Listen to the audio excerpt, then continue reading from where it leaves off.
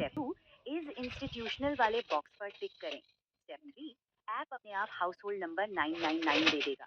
और स्टेप 4 आपको सिर्फ सवाल नंबर 11 तक ही भरना है। बस।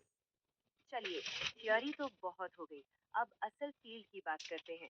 देखते हैं कि ये नियम असल और कभी कॉमन है। नीचे दुकान, ऊपर घर। यहाँ पर सबसे बड़ा सवाल है, अंदर जाने का रास्ता एक है या अलग अलग। अगर सिनेरियो ए की तरह दोनों के रास्ते अलग हैं, तो ये दो अलग सेंसस हाउस माने जाएंगे। लेकिन अगर सिनेरियो बी की तरह एक ही मेन दरवाजे से दोनों जगह जाते हैं, तो ये एक ही सेंसस हाउस होगा और इसका कोड होगा 2, यानी रेजिडेंस कम शॉप। ये भी एक मजेदार केस है। मान लीजिए एक होटल है और मैनेजर अपनी फैमिली के साथ उसी होटल के एक कमरे में रहता है, तो क्या करेंगे? सिंपल है।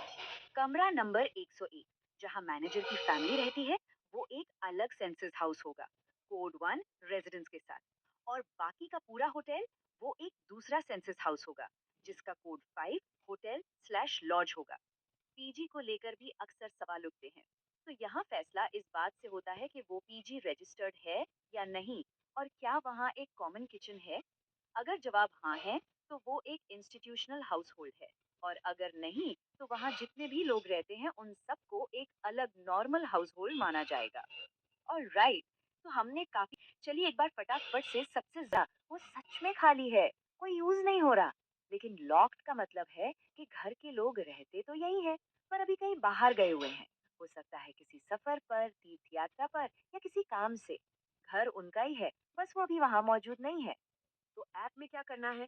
अगर घर वेकेंट है, तो आप कोड 0 चुनेंगे, उसका कारण लिखेंगे, जैसे टू लेट या फॉर रेंट, और बस सर्वे वहीं खत्म।